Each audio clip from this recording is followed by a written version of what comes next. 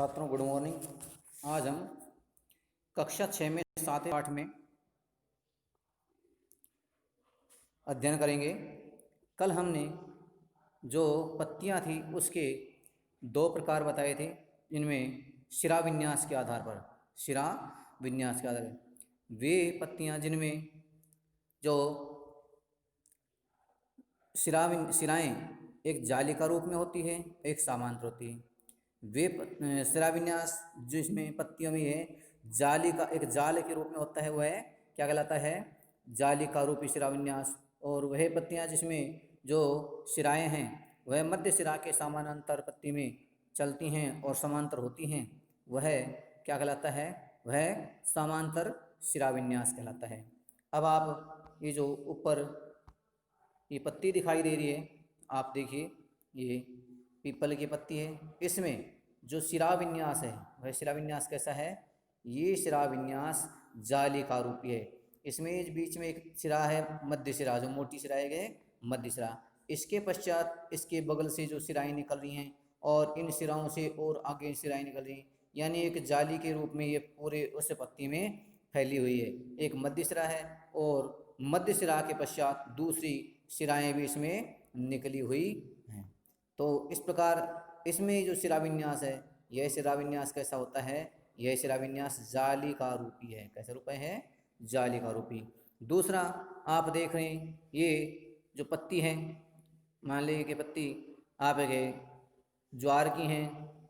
इसमें जो बीच में जो मध्य शिरा होती है, देखिए, इस मध्य शिरा के समानांतर दूसरी भी जो शिराएँ हैं वो भी इस प्रकार लंबी पत्ती के पर्णवंत सी साइड से लेकर के, और जहाँ पत्ती जुड़ी होती है तन्ने से, वहाँ से लेकर के तन्ने और पत्ती के दूसरे सिरे तक भी लगातार जाती रहती है। तन्ने से शुरू होकर के कहाँ, जहाँ पत्ती का अंतिम छोर होता है, वहाँ पूरे में ये जाती रहती है। तो इसके पश्चात ये देखिए, पत्तियों में शिराविन्यास दिया है, जालिका रूपी शिराविन्यास और समांतर शिराविन्यास। इस क्रियाकलाप को अब एक दूसरा दिया है कि पौधे की पत्तियां हैं, ये जल का उत्सर्जन भी करती है, जिसे कहते हैं वाष्प उत्सर्जन। इस कल हमने एक क्रियाकलाप के लिए पढ़ा था। उस क्रियाकलाप को हमें कब करना है? पत्तियों में जो वाष्प उत्सर्जित होती है, पत्तियों में जल का स्रवण होता है, वह दिन के समय होता है। तो ये जो क्रियाकलाप हम करेंगे, ये कब करेंगे? दिन के समय करना चाहिए इसको, क्योंकि पत्तियां दिन के समय सूर्य के प्रकाश की उपस्थिति में क्या करती हैं? भोजन बनाती हैं। और ये क्रियाकलाप जब करना है जब क्या खिली हो? आसमान में धूप खिली हो। इस क्रियाकलाप के लिए हमको स्वस्थ और भली भांति सिंचित और धूप में रखे हुए पौधे को लेना चाहिए। पत्तियों से होने वाले वाष्प उत्सर्जन के लिए, वाष्प के जो जल की क्रिया है उसको उत्सर्जन के लिए हमें क्या करना चाहिए? इसको कहाँ रखना चाहिए? इसे हमें धूप यानी कि भली भांति सिंचित और धूप में रखे हुए पौधे लेने चाहिए। किसी पौधे को की पत्ती वाली शाखा को चित्र के अनुसार एक पॉलीथीन की थैली से ढककर धागे से बांध देते हैं। कहाँ बांध देते हैं? धागे से बांध देते हैं। किसमें ढक करके? पॉलीथीन की थैली से बांध देते हैं। पौधे की पत्तियों को उसमें रख करके, शाखाओं को उसमें रख देते हैं। चित्र 7.11 जो भी अगले पृष्ठ पर अपने आ रहा है, इसमें देखिए, दूसरे पॉलीथीन की खाली थैली पर क्या करते हैं? धागा बांध देते हैं। क्या बांध देते हैं? धागा बांध देते हैं। अब ये देखिए, आपके ये दिखाया गया है, पॉलीथीन की खाली थैली पर धागा बांध कर कहाँ रखते हैं इसको? धूप में रख देते हैं। कहाँ रख देते हैं? धूप में रख देते हैं। अब कुछ घंटों के पश्चात, कितनी देर बाद? कुछ घंटों के पश्चात क्या करते हैं? पॉलीथीन की जो थैली है, इसके आंतरिक पृष्ठ पर, आंतरिक पृष्ठ होता है जो भीतरी भाग, आंतरिक पृष्ठ कहते हैं भीतरी भाग, भीतर की साइड या अंदर की साइड, भीतरी भाग, अंदर की सतह, अंदर की सतह, अंदर की सतह, अंदर की सतह पर हमें उस पे ध्यान से देखने पर हमें भीतर की जो पृष्ठ होता है, सतह होता है, उस पर जल की छोटी छोटी बूंदें हमें लगी हुई दिखाई देती हैं। क्या थैली के अंदर जल की बूंदें दिखाई देती है? तो आप देखेंगे तो जल के जो अंदर की सतह होती है उस पर जल की छोटी छोटी बूंदें हमें दिखाई देंगी। किस थैली में जल की बूंदें दिखाई देती है? क्या आप बता सकते हैं कि ये बूंदें कहाँ से आई?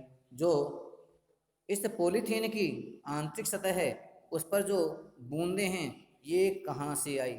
छात्रों, ये जो बूंदें आपकी ये पॉलीथीन है सफ़ेद पारदर्शी, पारदर्शी किसके होते हैं? जिसके आर पार देखा जा सके, आर पार देखा जा सके, वो क्या कहलाती हो?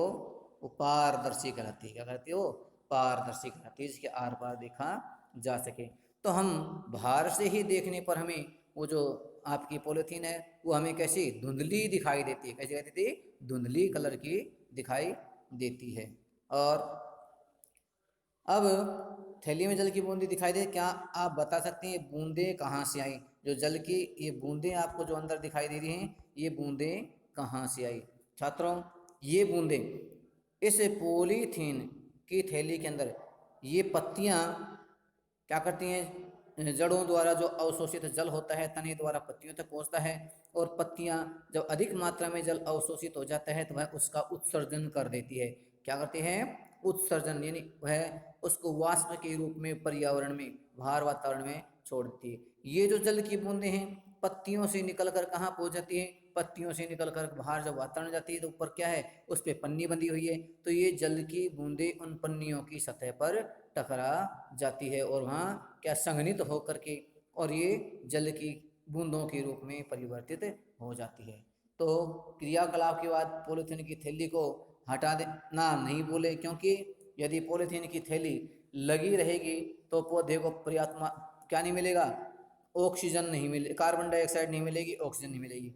इन दोनों के अभाव में ये इनका क्या होगा? न तो ये भोजन बना पाएंगे और न इनमें श्वसन क्रिया होगी। ये दोनों क्रियाएं पौधे की प्रभावित हो जाएंगी, इसलिए हमें पॉलीथीन को हटा देना चाहिए। आगे हैं, ये पत्तियों का कार्य है। क्या ये? पत्तियों का कार्य। जल की बूंदें, जल की यह बूंद पत्ती से जल वाष्प के रूप में निकली। जल वाष्प, जल क्या है? भाप के रूप में पत्तियों से निकलता है, और इस क्रिया को वाष्पोत्सर्जन कहते हैं। वाष्प का उत्सर्जन, वाष्पोत्सर्जन क्या है? वाष्प प्लस उत्सर्जन, उत्सर्जन, इनको मिलाकर के क्या बना है? वाष्पोत्सर्जन। पत्तियों द्वारा वाष्प का उत्सर्जन, पत्तियां वाष्प का क्या करती है? उत्सर्जन करती है, छोड़ती हैं, उत्सर्जन करती हैं। तो ये वाष्पोत्सर्जन क्रिया है, और यह क्रिया इस प्रक्रम के द्वारा पौधे बड़ी मात्रा में जल को वायुमंडल में छोड़ते हैं।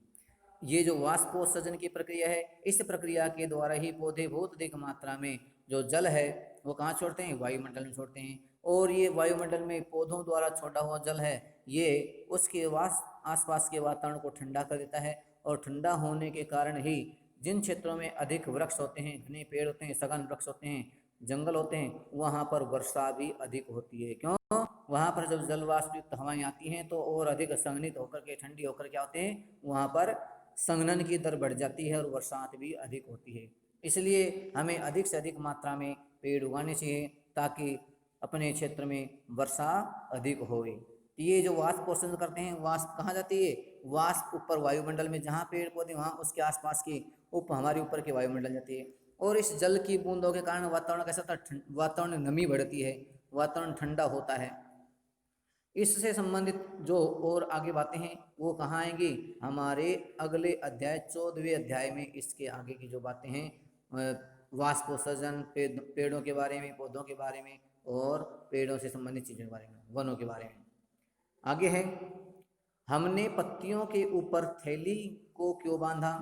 क्या पौधों के वाष्पोत्सर्जन से निकली जल वाष्प को हम अन्यथा देख पाते हैं?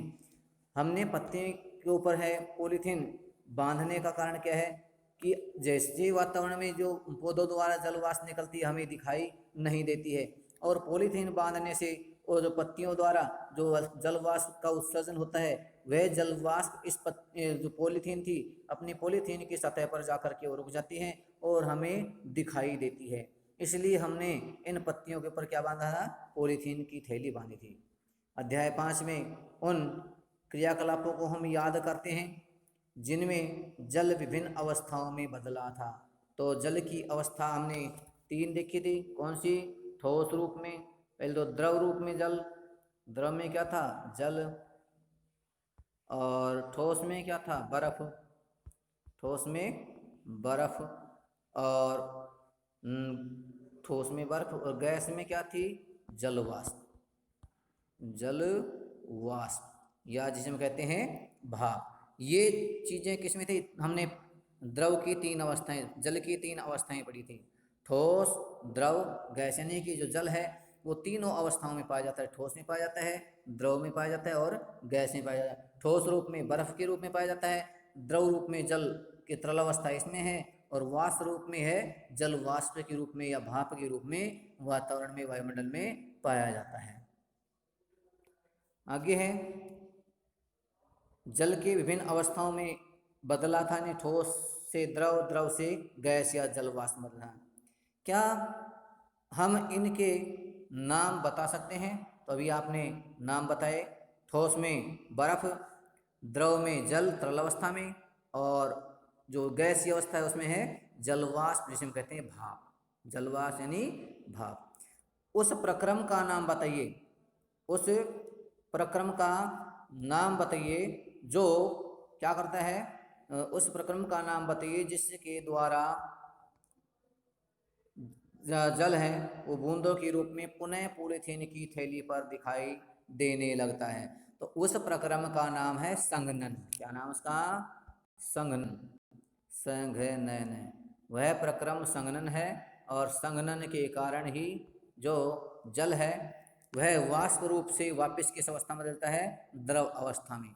वाष्प का द्रव अवस्था में बदलना क्या कहलाता है, संघनन कहलाता है। वाष्प का द्रव अवस्था में बदलना संघनन कहलाता है। छात्रों, आज का अपना वाष्पोत्सर्जन का टॉपिक कंप्लीट हुआ। अब आगे कल पत्तियों के और क्या क्या कार्य हैं इसके बारे में हम कल की क्लास में अध्ययन करेंगे। धन्यवाद।